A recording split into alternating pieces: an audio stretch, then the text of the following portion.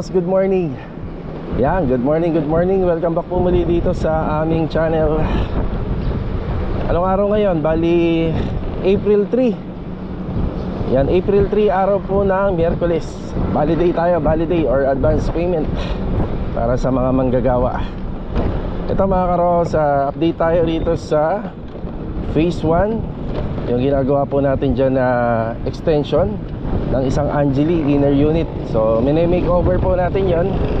Bibigay tayo ng update. Tapos si Jamil nga pala nakapasok na. So mag-update din po tayo rito sa mga nagagawa niya rito sa Phase 1 overall paint. Bale ito mga Karos, papunta tayo ng Phase 6. After dito sa Phase 6, punta naman tayo ng Metroville. Diretso po tayo ron. Attendance muna tayo, then assignment. Bale ito mga Karos, samahan niyo po muli kami itong umaga hanggang hapon sa mga magagawa po namin. Let's go and enjoy watching po. Tara. Okay, dito na tayo sa Phase 6. Ayan, good morning and good morning sa ating mga client owner. Ayan, bali si Kuya Boy nga pala, pipick upin namin. Bali, dadalhin natin doon sa Metroville. Ayan, attendance muna tayo rito. Ayan, attendance. Eh, sige Dindo, good morning po. Hi, good morning. Sige Master John. Good morning. Good morning. Bali, tinutuloy lang ni Kuya Dindo yung pintura para sa mga pintuan na Kuya. Hamba. So ito yung sample. Ano po to? Yung finish nito seal gray. First coating pa lang na Kuya. First coating pa lang. Bali, dodoblein pa. Yan, tapos dito, ano na, malilim na rito sa kabila. Sa third project natin, nabubungan na yan. Eh, si Bilog, good morning, Log. Good morning. Good morning. Si Ricky, good morning. Papunta sila ng Metroville. Eh, si Kuya Boy, good morning po. Morning, morning. Yan, good morning. Yan, bali, papunta po tayo doon. Magkakasabay na kami pupunta rin. Mga nagawa kahapon, yan. Yan, malilim na po rito. Pero syempre, sa bubong, dinodouble check natin yan. Yes, si Adonis, good morning. Good morning. Yan, good morning. Good morning. Sa taas. Sa taas sila. Kuya Richard, good morning po. Tsaka Marvin, good morning. Ayan, may sound check. Sound check. Ayan, itutuloy lang po nila rito yung installation ng tiles gamit yung 60x60. Yung haspi niya, wood finish, mahogany. Ayan yung napili ni client. Bago tayo malis, ito yung isa sa mga gagawin po nila rito sa hagdanan. Yan. Tatapusin nila yung cover nito sa gilid at saka sa likod para kompleto na. Yan. Tara, ito tayo sa Metroville.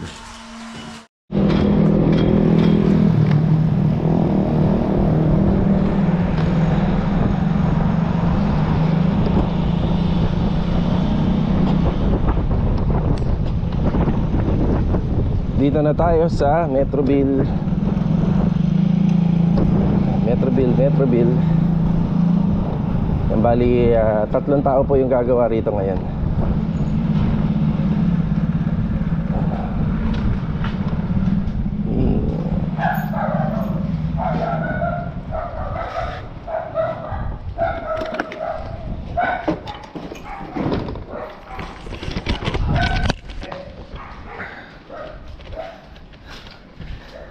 Yan, si Ricky, si Kuya Boy, nabati na natin. Si Tam na lang. Good morning, Tam. Good morning. Dumating kahapon, PVC panel. Ito yan ah. Ang sukat nito 20 by 4 meters. Wala pa. Yan, bali yung loob nito nasa 390 mahigit. Yan, saktong-sakto yung ating PVC panel na mga in-order para rito. So yung PVC panel na to, meron dito. Yan, meron din dito. Toilet and bath, extension, at saka yung buong second floor. Nasa 68 pieces na po yan. Bali, pasobra na po yun. Yung mga pasobra na. Ito sinasabi ko. Yan, nakatayo na yung isang poste natin. Ano ba yung tubo ng poste? Tapos dito rin isa pa. Hindi na tayo rito yung magiging setup. Bali, kailangan natin ng catch basin dito. Sa madaling salita, catch basin. So, ayan, nandiyan na si Kuya Boy. Yan, plano na po namin yung mga dapat gawin dito. Yung size na tubo na yan, kailangan magkaroon kami ng catch basin dito. Yun na yung isa sa mga magiging clean out. Tapos yung dalawang magiging downspout natin dito sa poste, doon na yung papunta sa basin, yung lababo, yung release nun, doon na rin po yung papunta. Yan yung setup lang dito. Bakit ang tayo ba na magkakadmeting mo? Dito na lang po kuya. Tagilid? Yan dyan po. So iwas po sana. Susukatin ni Jojo kasi may ano tayo dyan eh. Sukat ng bar counter at saka ng lababo. Yan dyan yung cut spacing. Tapos dito naman inayos na ni Ricky yung bendingan. Ayos na. Tatapos na to. Ilan lang naman yung ano dito. Ilan na lang po yung stirrups. 7 piraso na lang naman. Yan, konting bakal lang. Mas marami pa yata yung bakal ng tubular ng harapan ng bahay dito kumpara po dun sa extension sa likod. Vertical at saka ano na lang po yung vertical and horizontal sa asinta. Dito medyo bahagyang malaki yung poste natin kahit minimalist lang. Kasi medyo malaki yung gagamitin nating hollow blocks dito sa gilid. Tapos dito susukatin na namin ni Master Jojo yung kailangan na mga metal paring dito. Dito sa baba, sa extension, tsaka sa taas. Pero hindi pa muna natin ipapa-deliver. Dito pala wala na. Yan, ano na lang po dyan, metal studs at saka mga Python boards. Yan, hindi muna natin ipapa-deliver. Hintayin natin na medyo lumuwag-luwag. Ito lang muna. Extension muna, extension. Yan ang focus nila.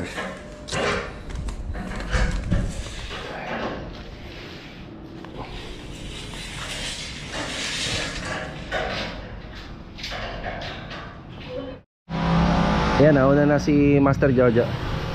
Tapos nag-usap na kami ni client. Yan, bago tayo umalis dito. Nag-usap na kami ni client regarding sa mga location ng kanyang pailaw sa ceiling. So ito ay tinatapos na po muna natin. So sa ceiling face pa lang po muna kami, mga ceiling face. Tapos uli na po yun sa mga outlets, mga saksakan. Tapos nagpabakbak na ako ng tiles na ginamit dito mismo sa actual turnover ni Metrobil. Bali ito po kasi ito rin yung napili ni sir na ilalagay sa floor area sa second floor at saka dun sa may back extension area. Ayan, sa floor. Ayan, ito na rin po yung napili nila para neutral color lang. So tatapusin ko lang to. Then meron tayong ipapa-delivery dito. Meron naman malapit na hardware dito sa may sa may punta. Yan, dyan tayo bibili para sa mga fittings. Yan, fittings dito para sa water line. Bali yung water line pala rito isa PPR ang ginamit, 1/2 de media. Tapos didos para sa drain pipe at saka sa additional na fittings para sa mga sanitary pipeline. So isang poste na lang yung tinatapos nila Tamtam dito. Ayan, pwede na silang mag-proceed sa putting, buhos. Yan, at saka magsi-CHB laying kapag medyo makaluwag-luwag. Bale, ito galing tayo ng Tercel Hardware dito sa may punta. Dito natin binili yung mga PPR pipe fittings at saka additional PVC pipes para rito sa project Metrobil. Yan, babalik tayo ng phase 6. Meron pinasabay si Kuya Dindo na materialis pa para doon. Yan, tapos dediretso tayo sa bahay. Yan, mag-i-bike naman tayo, yung tri-bike na e-trike na gamit ni Mrs. Yan, meron tayong bibili na tiles pa para doon sa phase 1 project. Tara. Balik tayo rito sa phase 6. Eto kuya. Okay, brush. Yan lang na kuya. Salamat.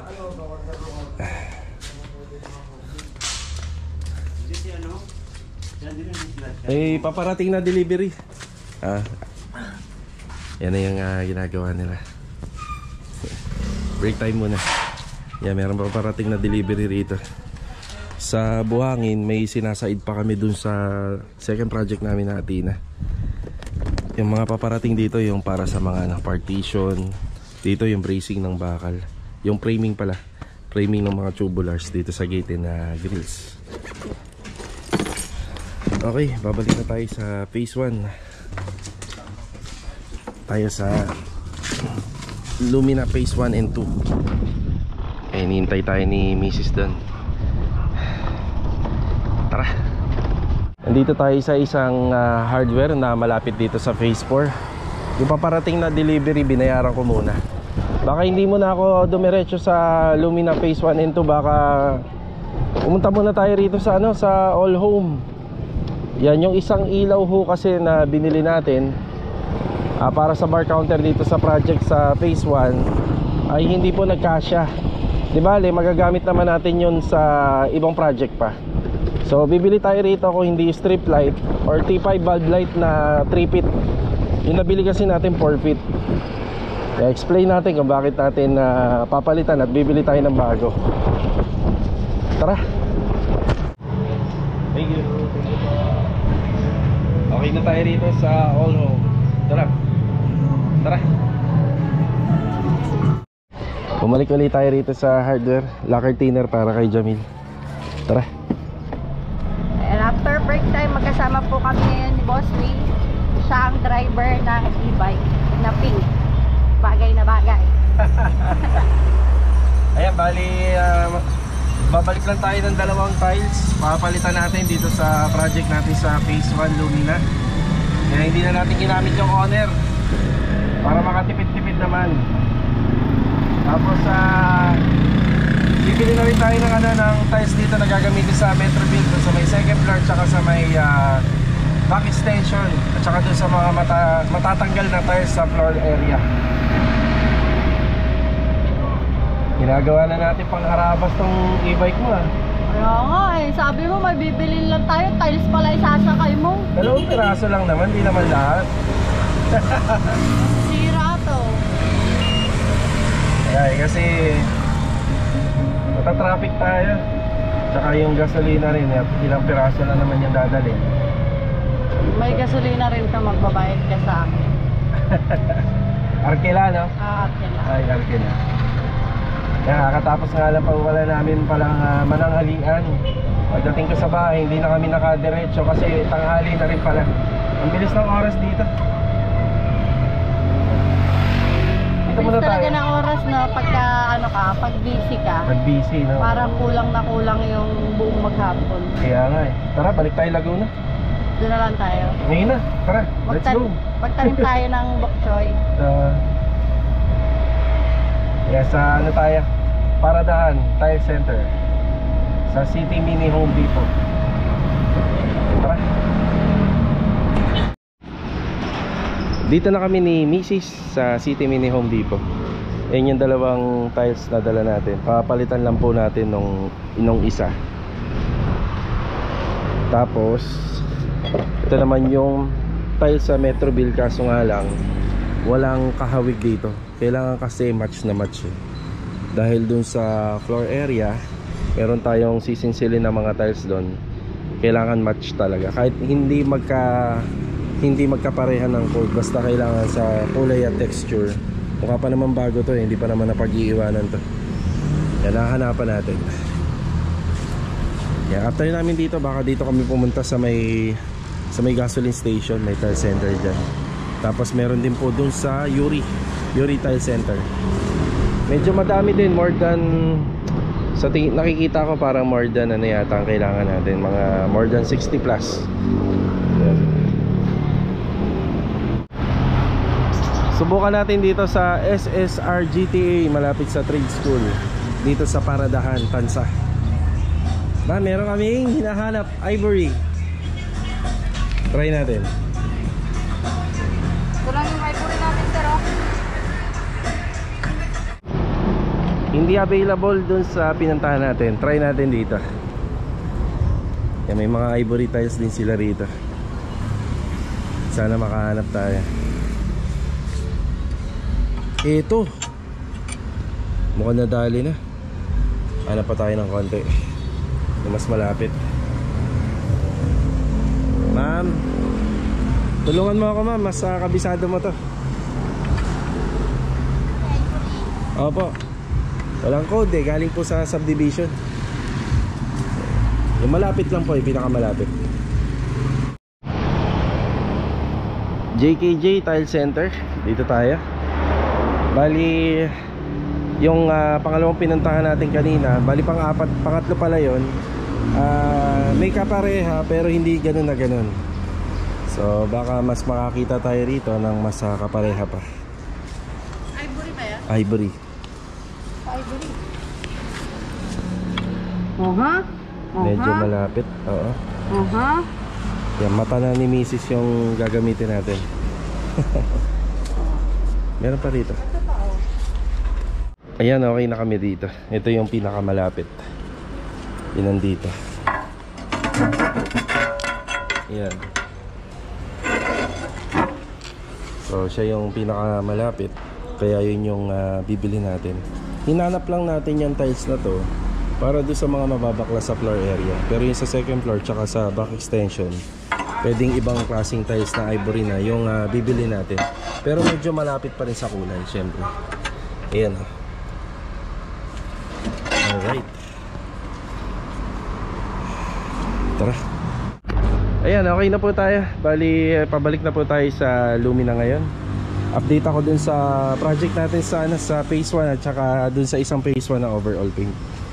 Umitim na ng gusto si Mrs. kakasama sa atin. Dumaan na kami ni Mrs. dito sa phase 6. Ito, gamit natin yung honor. Tapos kumuha na rin tayo rito ng mga pamorma. Dadalhin po natin yan sa Metroville. Tapos ayan, nagpabali na rin po tayo. Wednesday ngayon. Diretso muna kami sa Metroville para ihatid itong mga pamorma para sa poste. Tapos magbibigay na tayo ng update.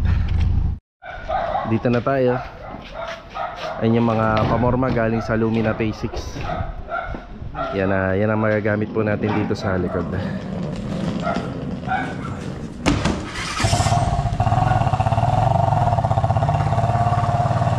Mga karos, okay na po tayo rito. Nakapagpabali na rin po tayo sa mga nakadeploy po rito. Bali kanina yung in-order po natin na pintuan at saka tiles ay dito po yon sa Metroville. Yan, dito po natin gagamitin yan. Let's go. Sa Lumina ulit tayo. Ayan mga karos, sa phase 1 tayo. Grabe, sobrang init. Yan. Oh, pakaitim ng braso ko. Okay, bigay tayo ng update dito sa ongoing project namin dito. Yan, bali si Louie, hindi ko pa nababati ito eh. Louie, good afternoon Louie. Iyan, no? Ito na yung ginagawa nila Master Jojo rito. Bali yung sa header, gumamit po tayo ng Hardiflex metal paring po rito. Tapos sa finishing carpentry, meron po siyang wine rack. Yan, wine rack. Then meron pong pailaw po yan. Yung pin light. Dito sa may first layer tsaka second layer. Yung mga warm white na lang po ito. Tapos dito sa bar counter na ginawa natin, ito po lalagyan din ng design. Yung design sa pinaka box flush wall ng ating kitchen counter, yun din po ilalagay rito. May pailaw din siya. Ito yung pinalitan natin kanina. So yung ilaw na nabili ko rito, gagamitin na lang po namin sa ibang project. Hindi po kasi nagkasya rito 120 cm. Binawasan po namin to kasi kapag magpapagawa po kayo ng ganito, kailangan po magkakasya yung rep. Yan, nagkasya naman po yung rep kasi binawasan na namin. Kaya pati yung ilaw nabawasan din siya. Tapos minamasilyahan na po rito yung mga pader at saka yung sa ilalim. Ayan si Louie Walker. Ayan, Louie Walker. Pintor din po yan si Louie. All around the world. Ayan o, kagaya niya, kasyang-kasya siya doon sa ilalim. Yan, bali ito kailangan naka-finish na namin. Tapos bukas, magdadala na po ako na rito, latex paint, pang primer at saka tinge of gray. Yun ang magiging kulay na to. Biglang biglang transform na. Biglang nag-transform yung ating back extension dito. Tapos gumamit po kami dito ng track light. So wala na po siyang track bar. Pakita nga natin Jo, yung liwanag isa-isa. Okay, ayun. Yun. Ito lang. Wow, ganda pa rin. Dito tayo sa kabila. Dito Jo, yung sana.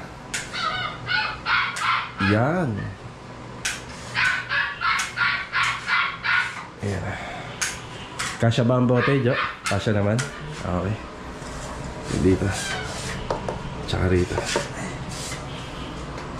Tapos nag-request pa si client owner dito ng saksakan. Dapat nandito. Sabi namin yung design masisira yung design, kaya dito na lang. Yung panibagong outlet. Yun o.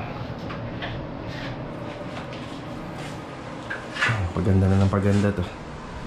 Sinasuggest nga namin kay client sa susunod ito, ipagawa tong ceiling, cove ceiling. No, kuya, no? Gusto mo cove ceiling? Maganda yun. Ayan, pag may extra, yan, ito dapat naka cove ceiling para hindi mapag-iwanan. Kasi ito, maganda yung kalalabasan nito kapag lalo na ilagay rito yung kitchen cabinet na binubuo nila Master Batang at saka nila Master Ryan. Wow. Nakaka-relax. Nakaka-relax po. Relax yung kulay.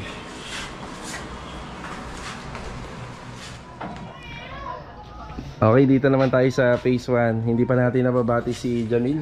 Good afternoon, Mil. Good afternoon. Yan. Mga nagawa rito. Bali, sa ngayon nga po pala, hindi pa po naikabit yung aluminum kitchen cabinet. Yan, bali, hintayin na lang po natin na makaluwag po sila Master Batang. So dito naman kasi nag-i-spray. Gumagamit pa tayo ng spray. Ayan, naglilinis na lang si Jamil dito. Okay, kita natin yung hamba, oh. Yan, oh. Bali, oak finish po to. Oak finish din, kagaya po nun sa mga pintuan. Ito yung pintuan natin. Yan. Ayan yung pagkakabarnis ng pinto. Bali, kabilaan na po yan. Tapos ang mga ginagawa dito, mga preparasyon, kagaya nito. Yan sa polytop. Pag-apply po ng lacquer putty. Yan, tapos yung pag-apply din po ng ating lacquer primer surfacer. Yan sa mga pintuan. Yan, susunod na to. So hindi naman po lahat ng pintuan dito ay naka-barnis. May iilan lang. Yung iba, QDE yung finish. Gaya ng sage green. Ayun, sage green at saka yung QDE white na tool white. Oh, ganda na. Diba? Pinturado na. Habang tumatagal palinis ng palinis. Bali mga karos, hanggang dito na lang po muna yung vlog natin ngayong araw po ng Miyerkules. So kita-kita na lang po muna tayo uli sa susunod na video. Yan, God bless. Ingat po palagi. Bali ito, paalam po muna. Tara!